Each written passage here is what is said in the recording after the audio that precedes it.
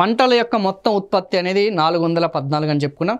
50% పెరుగుదల నమోదైందని చెప్పేసి చాలా స్పష్టంగా చెప్పుకున్నాం. మరి అందులో వరి యొక్క షేర్ అనేది ఎంత ఉంటుంది? మొత్తంగా చూసుకుంటే 222 లక్షల ఎకరాల్లో చూసుకుంటే 222 lakh ఎకర్స్లో చూసుకుంటే వరి 122 lakh ఎకర్స్ కనిపిస్తుంది కదా ఇక్కడ. ఆల్మోస్ట్ మొత్తం సాగు విస్తీర్ణంలో దాదాపు 50% యొక్క డామినేషన్ అనేది 50% ఆన్ అండ్ యావరేజ్గా సగటున ఈ యొక్క వరి విస్తీర్ణం అనేది క్లియర్గా స్పష్టంగా తెలిసింది. ఇది ఉత్పత్తి కాదు, ఇది విస్తీర్ణానికి సంబంధించిన అంశం. వరి విస్తీర్ణం ఏదైతే ఉందో విస్తీర్ణం.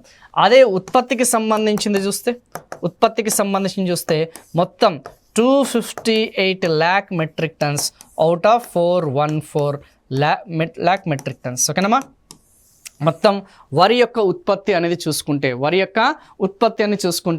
414 lakh metric 258 lakh metric tons out of 414 అనే సంగతి చాలా స్పష్టంగా తెలుస్తుంది. అంటే ఆల్మోస్ట్ మోర్ దాన్ ఏదైతే మనం చెప్పుకున్నాం ఆల్మోస్ట్ దాదాపు ఇది కూడా అంతే 50% యొక్క ఉత్పత్తి అనేది అవుతుందో 50%కి సంబంధించిన ఆ యొక్క ఉత్పత్తి అనేది చాలా స్పష్టంగా మనకి వరి అనేది డామినేట్ చేస్తుంది.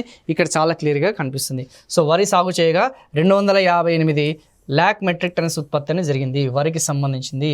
సో వరి సాగు విస్తీర్ణం వచ్చేసి 122 lakh ఎకర్స్ అండ్ వరికి సంబంధించిన ప్రొడక్షన్ వచ్చేసి మనకి 258 lakh మెట్రిక్ టన్స్. పత్తికి సంబంధించినది ఎన్ని మెట్రిక్ టన్నులు, మొక్కజొన్నకి సంబంధించి ఎంత సాగు చేస్తున్నారు, ఎంత మెట్రిక్ టన్ను.